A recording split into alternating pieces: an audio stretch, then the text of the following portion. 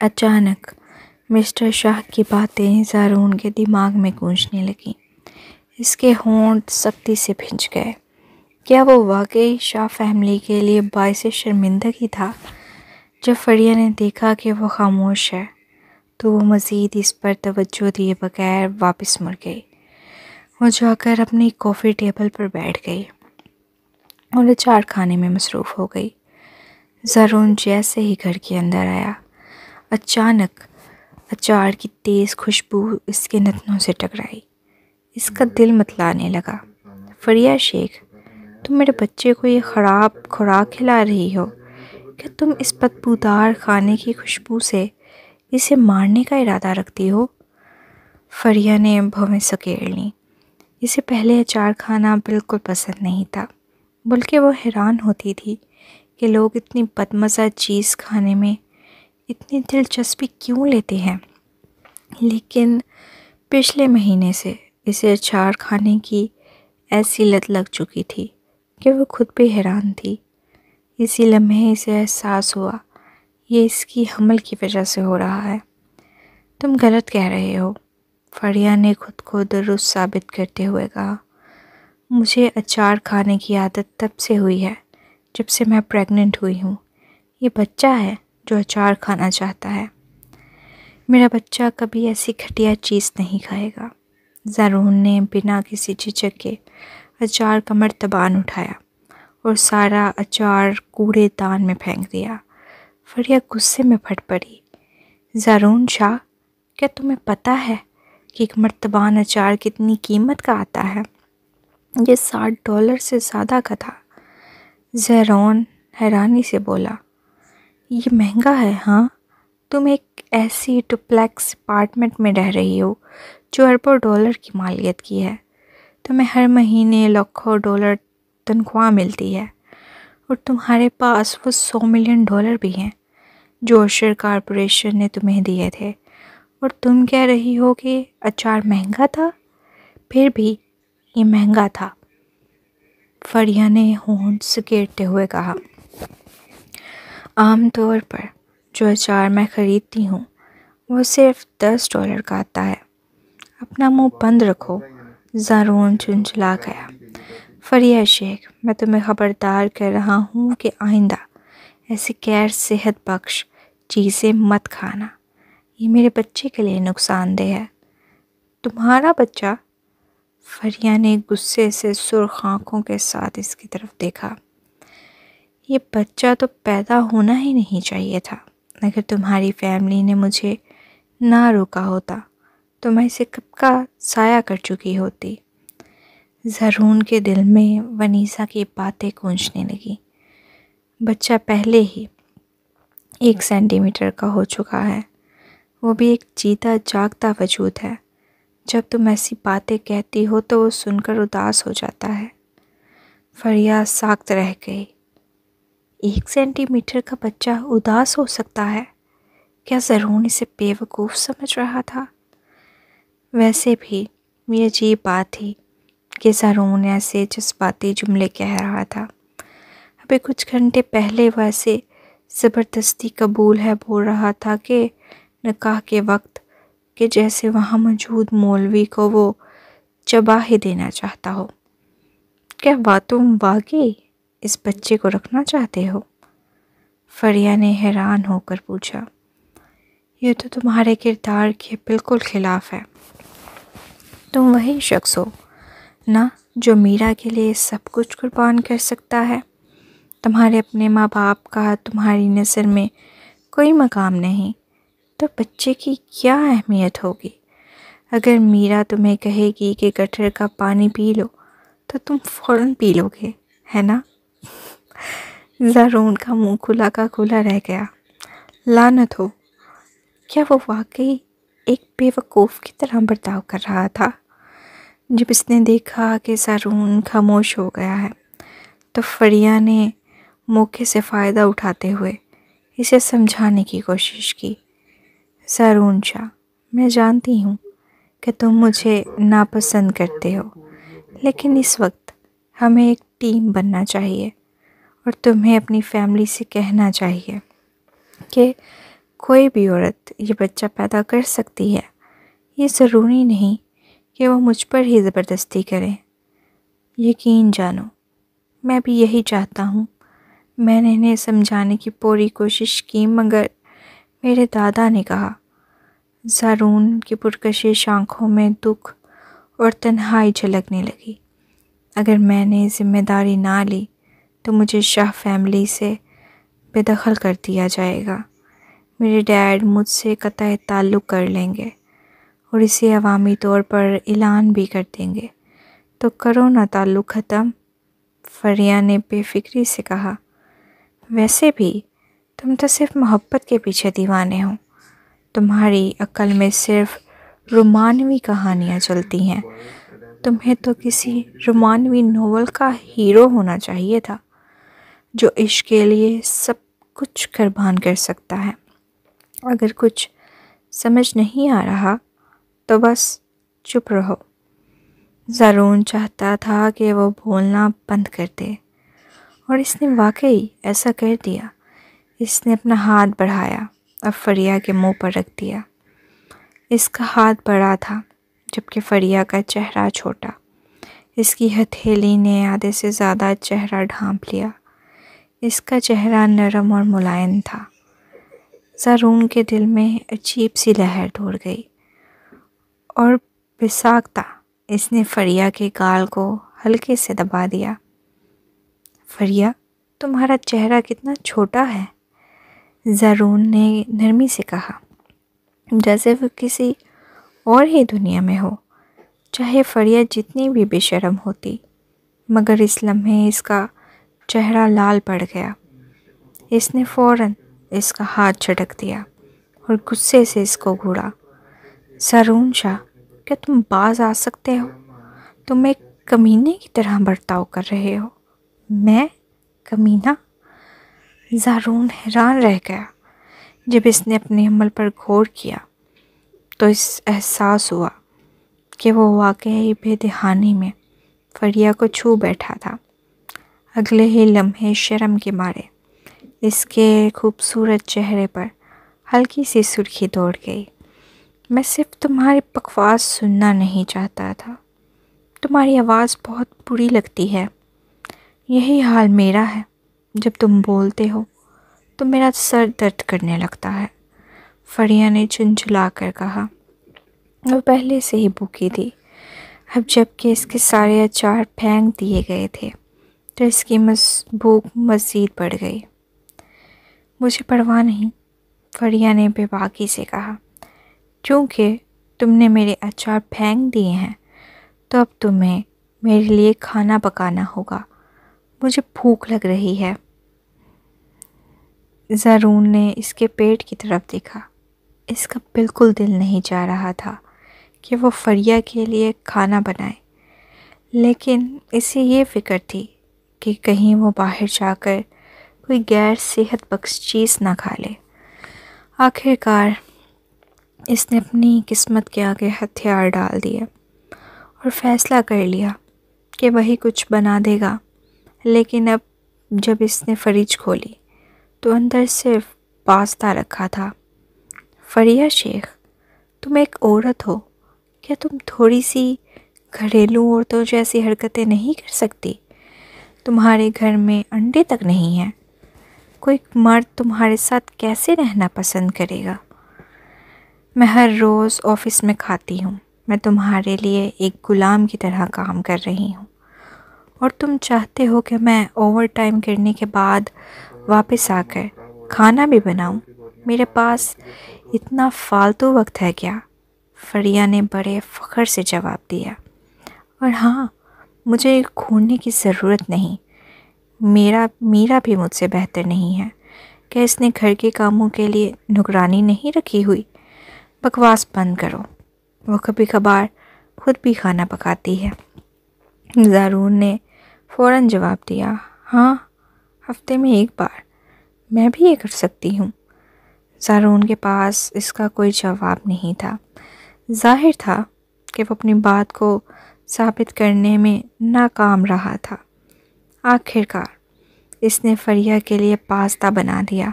جو وہ بنا رہا تھا تو فریہ نے یاد دلایا، مرچوں کی چٹنی زیادہ ڈالنا۔ زارون کے ذہن میں ایک خیال آیا۔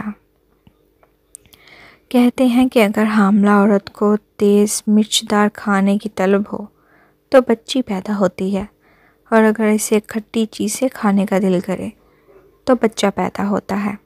کیا اس کے پیٹ میں بچی ہے؟ زارون کا داماد پسند نہیں تھا کہ اسے خاندان کا وارث چاہیے ہو۔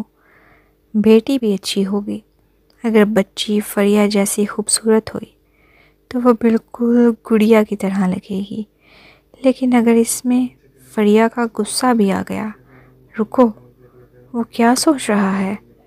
وہ واقعی اس بچے کے بارے میں سوچ رہا تھا۔ اور میرا کا کیا؟ رات 1 بجے زارون نے 2 پلیٹیں بٹر پاستہ بنا دیں اور اس میں مرچ کی چٹنی نہیں ڈالی۔ فریہ نے پاستہ برنر سے ڈالی، پھر سیدھا کچن میں جا کر کیبنٹ کھولی اور مرچ کی چٹنی نکالنے لگی، لیکن جیسے ہی اس نے چٹنی پکڑنی چاہی، پیچھے سے ایک لمبا سایہ اس پر چھا گیا۔ زارون نے اس کا ہاتھ پکڑ کر کیبنٹ بند کر دیا۔ تم پریگننٹ ہو، تمہیں مصنوعی چیزیں نہیں کھانی چاہیے۔ فریہ نے غصے سے گردن موڑی اور اس کی نظریں سیدھا اس کی لمبی گردن پر جا ٹکی۔ زارون کی گردن واقعی بہت خوبصورت تھی، اس کا ایڈم زپل بھی کافی اچھا تھا، یہ تو کسی بھی اداکار سے بہتر لگ رہا تھا۔ زارون کو اس کی نظروں کا احساس نہیں ہوا اور وہ سنجیدگی سے بولا، اگر تمہیں مرچوں کی طلب ہو رہی ہے تو میں کل کے کھانے میں تمہارے لیے بنا دوں گا۔ زارون شاہ، یہ سب کیا ہو رہا ہے؟ فریہ نے اچانک اس کی طرف دیکھا اور اس کے چہرے پر الجھن چھا گئی۔ کیا تم واقعی میری ذمہ داری لینے والے ہو؟ زارون فوراً کھانسنے لگا۔ وہ خود نہیں جانتا تھا کہ وہ ایسی باتیں کیوں کر رہا ہے۔ شاید اس کا خاندان ہمیشہ اسے یہی سکھاتا آیا تھا، شاہ خاندان کا ہر مرد ذمہ دار ہوتا ہے۔ میں نے ابھی فیصلہ نہیں کیا، زارون نے پریشانی سے کہا اور پاستہ کھانے لگا۔ اس میں سوچنے کی کیا بات ہے؟ تم تو میرا کو ہی چنو گے، ہے نا؟ فریہ نے طنزیہ انداز میں کہا۔ زارون کے چہرے پر تکلیف ابھر آئی۔ تم سمجھتی ہو کہ میں میرا کو چننا نہیں چاہتا؟ میرے دادا کہتے ہیں کہ مرد کو ذمہ دار ہونا چاہیے۔ شاید میری قسمت میں میرا نہیں ہے۔ فریہ چونک گئی۔ زارون در حقیقت کافی معصوم تھا، لیکن وہ جس عورت کے لیے سب کچھ کر رہا تھا وہ معصوم نہیں تھی۔ ضرورت نہیں، فریہ نے سر ہلاتے ہوئے کہا، مجھے تمہاری ذمہ داری کی کوئی ضرورت نہیں، چونکہ شاہ خاندان مجھے اس بچہ کو پیدا کرنے پر مجبور کر رہا ہے، بلکہ مجھے اس کے ذریعے بلیک میل کر رہا ہے۔ تو میں اسے جنم دوں گی، لیکن میں تم سے طلاق لے لوں گی۔ زارون سن کر حیران رہ گیا۔ اس نے کبھی نہیں سوچا تھا کہ وہ بچے کی پیدائش کے بعد اس سے طلاق لینے کا سوچے گی۔ اسے خوش ہونا چاہیے تھا، لیکن عجیب طور پر وہ مایوس محسوس کر رہا تھا۔ فریہ شیخ، کیا تم مجھ سے اتنی نفرت کرتی ہو؟ میں تو تمہیں کبھی پسند ہی نہیں کیا۔ فریہ نے دل ہی دل میں سوچا، لیکن چہرے پر سنجیدگی رکھتے ہوئے بولی، 4 سال پہلے میں یونیورسٹی کے ایک لڑکے کے ساتھ محبت کرتی تھی۔ ہم 4-5 سال تک ساتھ رہے، ایک دوسرے کے والدین سے ملے اور شادی کی تیاری کر رہے تھے، لیکن ایک دن اس نے مجھے اور میرے خاندان کو دھوکہ دے دیا اور اپنی بچپن کی دوست کے لیے، اور ایک بار نہیں ہوا، بار بار ہوا۔ وہ ہمیشہ اپنی بچپن کی دوست کو مجھ سے زیادہ اہمیت دیتا تھا۔ جب بھی ہم ڈیٹ پر جاتے وہ اسے بھی ساتھ لے آتا، اگر وہ بیمار ہوتی تو وہ اس کی دیکھ بھال کرتا، وہ کہتا کہ وہ صرف اسے بہن سمجھتا ہے لیکن محبت نہیں کرتا۔ آخر میں جب میں یہ سب مزید برداشت نہ کر سکی تو میں نے اس سے بریک اپ کر لیا۔ چند ہفتوں بعد اس نے اسی بچپن کی دوست کے ساتھ تعلق قائم کر لیا، اور سب سے زیادہ مضحکہ خیز بات، اس نے الٹا مجھ پر الزام لگایا کہ میں کم ظرف ہوں۔ اس کے بچپن کی دوست اس سے سچی محبت کرتی تھی جبکہ میں نہیں۔ سارون یہ سن کر دنگ رہ گیا۔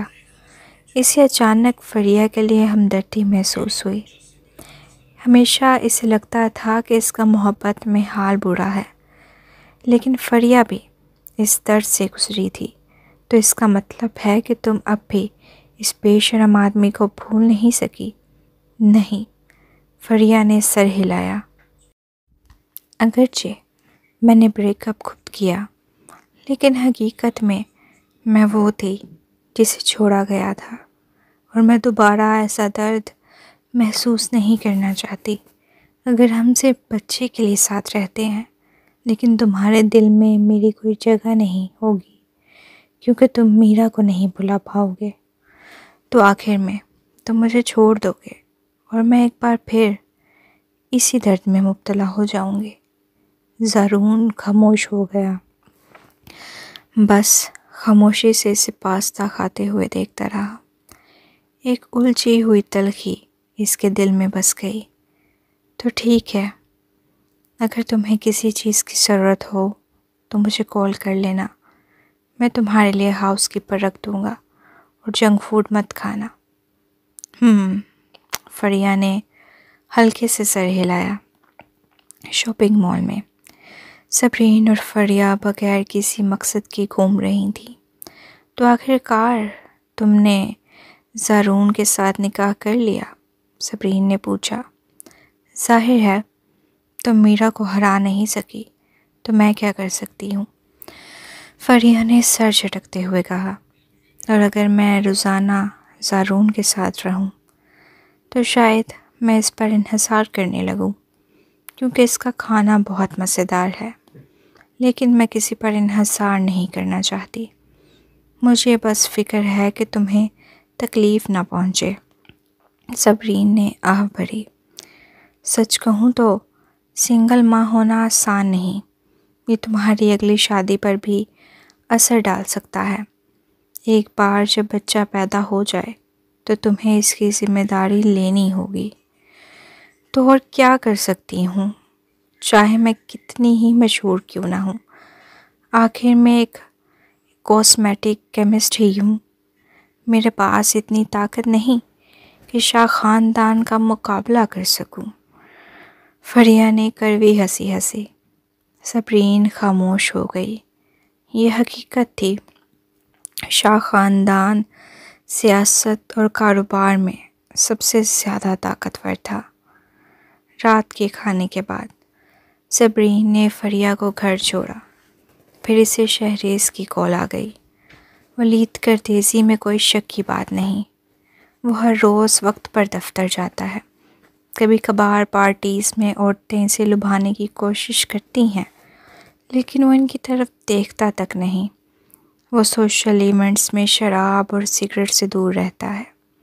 دیگر مرد خواتین کو بلاتے ہیں، لیکن وہ ہمیشہ اکیلا رہتا ہے۔ اس کے علاوہ وہ چیریٹی کرتا ہے اور غریب بچوں کے لیے فنڈز اکٹھے کرتا ہے۔ گولڈن کارپوریشن کے ملازمین کا کہنا ہے کہ اس کے بارے میں کسی نے کوئی بری بات نہیں کہی۔ صبرین نے سن کر ماتھے پر شکنیں ڈال لیں۔ تو کیا وہ زیادہ سوچ رہی تھی؟ کیا یہ ممکن ہے کہ شہزام نے جھوٹ بولا ہو اور ولید کو در حقیقت وہ ویڈیو بھیجی ہی نہ ہو؟ شہریز نے الجھن میں پوچھا۔ ولید میں کچھ غلط نہیں تھا، تو تم نے مجھے اس کی تحقیقات کرنے کو کیوں کہا؟ بس ٹھیک ہے، اب اسے فالو کرنے کی ضرورت نہیں، واپس آ جاؤ۔ صبرین نے کال کاٹ دی۔ جب وہ لشاری خاندان کے ولا پہنچی تو رات کے 8 بج رہے تھے۔ اندر ولید محفین اور محرام کو کہانی سنا رہا تھا۔ اس کی نرم آواز اور مہربان نظر ایک اچھے باپ کی طرح لگ رہی تھی۔ یہ منظر دیکھ کر صبرین کے دل میں ہلکی سی شرمندگی جاگ اٹھی۔ اس نے واقعی ولید پر شک کیا تھا۔ کیا یہ بہت زیادہ نہیں تھا؟ ولید نے کہانی ختم کی تو اسے صبرین کی موجودگی کا احساس ہوا۔ تم واپس آ گئی ہو؟ اس نے نرمی سے کہا۔ عظیم نے صبرین کی طرف سخت نظر ڈالی۔ تم محفین اور محرام کی ماں ہو، لیکن ہمیشہ دیر سے گھر آتی ہو۔ ولید تو تم سے بہتر والدین ہونے کا حق ادا کر رہا ہے۔ میں خود پر غور کروں گی اور آئندہ ایسا نہیں ہوگا۔ صبرین نے اخلاص سے معذرت کی۔ ولید مسکرایا۔ کوئی بات نہیں، تم اپنا کام جاری رکھو، میں بچوں کا خیال رکھوں گا۔ یہ سن کر صبرین نے دل ہی دل میں ایک فیصلہ کر لیا۔ رات کے وقت صبرین محفین اور محرام کو سونے میں مدد دے رہی تھی کہ اچانک محفین بولی، ممی، آج تو دادی کی کال آئی تھی۔ وہ کہہ رہی تھی کہ وہ مجھے یاد کر رہی ہیں، پر دادا اور پردادی بھی مجھے یاد کر رہے ہیں۔ میرا دل چاہ رہا ہے کہ کچھ دن وہاں گزاروں۔ وہاں رہنے میں کیا مزہ ہے؟ محرام نے ناراضگی سے کہا۔ محفین نے ہونٹ باہر نکالے اور خاموش ہو گئی۔ صبرین نے نرمی سے اس کے سر پر ہاتھ پھیرا۔ ٹھیک ہے، اگر سوری خاندان محفین کو محبت سے رکھ رہا تھا تو صبرین کو کوئی اعتراض نہیں تھا کہ اس کی بیٹی کے زیادہ رشتہ دار ہوں۔ محرام نے ناپسندیدگی سے سانس لی اور رخ موڑ کر دوسری طرف دیکھنے لگا۔ میرے فضول ڈیڈ نے کہا ہے کہ وہ کل مجھے لینے آئے گا۔ صبرین حیران رہ گئی لیکن سر ہلا دیا۔ اگلی صبح 7 بجے سیکیورٹی گارڈ نے اطلاع دی کہ شہزام ولا کے گیٹ پر موجود ہے۔ صبرین نے محفین کو اس کا بیگ پکڑایا، اس کا ہاتھ تھاما اور باہر لے آئی۔ درخت کے نیچے شہزام نے ایک ہاتھ میں سگریٹ پکڑا ہوا تھا اور دوسرا ہاتھ جیب میں تھا۔ وہ گرے ویسٹ اور شرٹ پہنے خاموشی سے صبرین کی طرف دیکھ رہا تھا۔ اس کی گہری آنکھیں سرخ تھیں۔ صبرین نے سوچا شاید دھویں کی وجہ سے۔ محفین، میں تمہیں لینے آیا ہوں، اس نے خشک آواز میں کہا۔ محفین نے اسبات میں سر ہلایا۔ انکل شہزام، سگریٹ چھوڑ دیں، سگریٹ صحت کے لیے نقصان دہ ہے۔ اچھا، میں اب سگریٹ نہیں پیوں گا۔ شہزام نے گاڑی کا دروازہ کھولا اور محفین کو بٹھا دیا۔ میں تمہیں دادی کے پاس چھوڑنے جا رہا ہوں۔ محفین، اگر کوئی بات ہو تو مجھے کال کرنا، ٹھیک ہے؟ صبرین نے فکر مندی سے کہا۔ ٹھیک ہے، میں بالکل ٹھیک ہوں گی، میں اب بڑی ہو گئی ہوں۔ محفین نے منہ بنایا جیسے ماں سے بچھڑنے کا دکھ ہو۔ شہزام نے دروازہ بند کیا۔ صبرین نے کھڑکی کے پار سے محفین کو ہاتھ ہلایا، پھر وہ واپس مڑ کر جانے لگی۔ مجھے سب سمجھ آ گیا ہے۔ 4 سال پہلے میرا نے مجھے ہپنوٹائز کیا تھا۔ شہزام کی اداس آواز نے اس کے قدم روک دیے۔ میں حال ہی میں میلبورن گیا تھا۔ میں نے آنٹی لنڈا کو ڈھونڈا اور بہت کچھ سیکھا۔ ہم پہلے ایک بہت محبت کرنے والے جوڑے تھے۔ صبرین چند لمحے ساکت کھڑی رہی۔ اوہ، اس نے پرسکون لہجے میں کہا اور چلنے لگی، لیکن اندر ہی اندر اس کے جذبات ہلچل مچا رہے تھے۔ وہ سچ میں جان چکا تھا۔ اسے لگا تھا کہ شہزام کبھی یہ حقیقت نہیں جان پائے گا۔ شہزام کو اس کے سرد رد عمل نے مایوس کر دیا۔ کیا اسے کوئی دکھ غصہ یا درد محسوس نہیں ہوا۔ صبرین نے کوئی اور رد عمل ظاہر نہیں کیا، لیکن شہزام اندر سے بے حد بے چین تھا۔ پچھلے چند دنوں سے وہ عجیب کشمکش میں تھا۔ کیا وہ صبرین سے ملے یا نہیں؟ وہ اس سے ملنے سے ڈرتا تھا، لیکن وہ اسے شدت سے بھی یاد کر رہا تھا۔ سپی، مجھے معاف کر دو، میں واقعی نہیں جانتا تھا۔ شہزام نے ایک کھوئے ہوئے بچے کی طرح وضاحت دینا شروع کی۔ میرا وہ رویہ جان کر نہیں تھا۔ مجھے خود بھی یقین نہیں آ رہا کہ میرے ساتھ ایسا مضحک خیز واقعہ پیش آیا۔ میرا کا ہپنوٹائزم اتنی طاقتور تھی کہ اس نے میری ساری یادیں بدل دیں اور مجھے تم سے نفرت کرنے پر مجبور کر دیا۔ اسی لیے مجھے کبھی حقیقت کا علم ہی نہ ہو سکا۔ تو کیا تم چاہتے ہو کہ میں تمہیں معاف کر دوں؟ صبرین اچانک مڑی۔ اس کی پرسکون نظریں شہزام کے خوبصورت چہرے پر جم گئیں۔ میں شہزام نے بے چینی سے نظریں چرائیں۔ وہ نہیں جانتا تھا کہ کیا کہے۔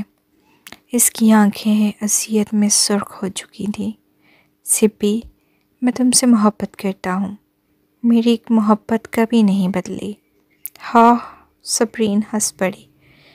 شہزام، اگر میرا نے تمہیں ہپنوٹائز نہ بھی کیا ہوتا تب بھی ہم شاید طلاق لے چکے ہوتے۔ شہزام حیران رہ گیا۔ ایسا نہیں ہوتا۔ یہ مزاحیہ ہے کہ میں واحد شخص ہوں جسے ہماری پرانی محبت یاد ہے۔ صبرین نے ماضی کی تلخ یادیں تازہ کی۔ حقیقت تو یہ ہے کہ ہمارے درمیان مسئلے پہلے ہی شروع ہو چکے تھے۔ جب تمہاری یادداشت ٹھیک تھی، تم مجھے مکمل طور پر نظر انداز کرتے تھے، لیکن میرا کے ساتھ روزانہ وقت گزارتے تھے۔ جب کبھی تمہاری محفلیں ہوتی، میں کبھی کبھار جاتی، لیکن میں وہاں سب سے ناپسندیدہ شخص ہوتی۔ تم نے کبھی اپنے دوستوں کو مجھے نیچا دکھانے یا طنز کرنے سے نہیں روکا۔ تم ہمیشہ میرا کے دفاع میں کھڑے ہو جاتے اور مجھے الزام دیتے کہ میں تماشا بنا رہی ہوں۔ جب میں پریگننٹ ہوئی، ہم بمشکل ہی آپس میں بات کرتے تھے۔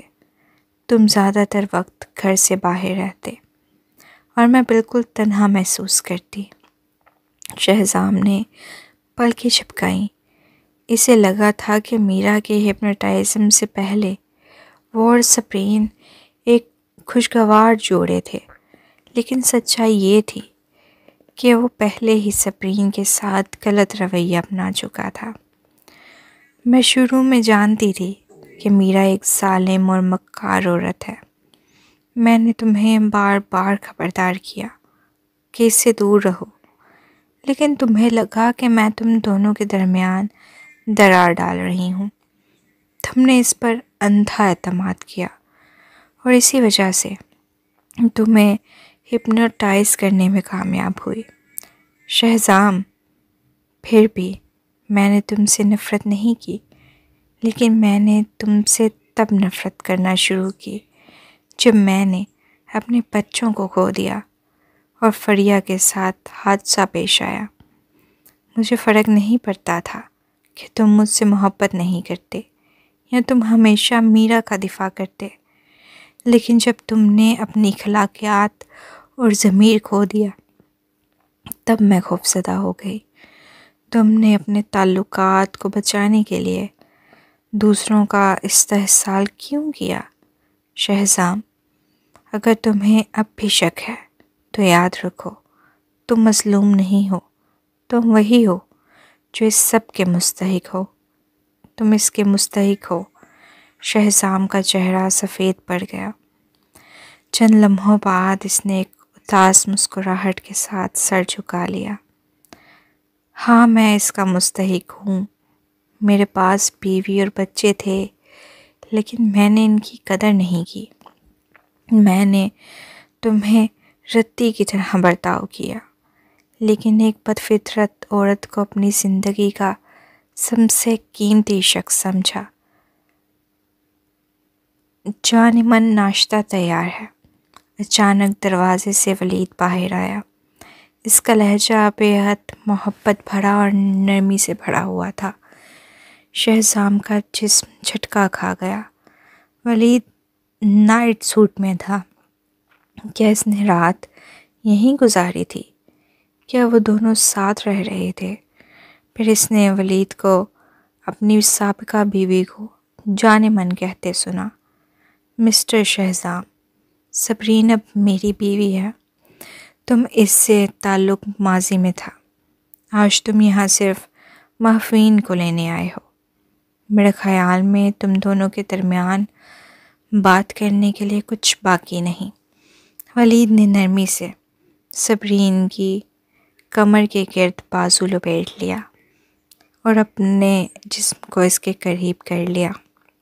اور ہاں، میں تمہیں خبردار کر رہا ہوں، پہلے تم مجھ سے زیادہ طاقتور تھے، اس لیے میں مجبوراً چپ رہا جب تم نے میری شادی پر مجھے دھمکایا، لیکن اب تم وہ شہزام سوری نہیں رہے جو پہلے تھے۔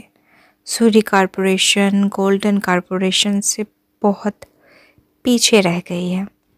مجھے امید ہے کہ تم میری بیوی سے دور رہو گے، ورنہ مجھے سختی اختیار کرنی پڑے گی۔ ولید کی آنکھوں میں سرد مہری تھی جب اس نے دھیمے لہجے میں بات کی۔ شہزام نے سرد مسکراہٹ دی۔ کیا ولید اسے دھمکا رہا تھا؟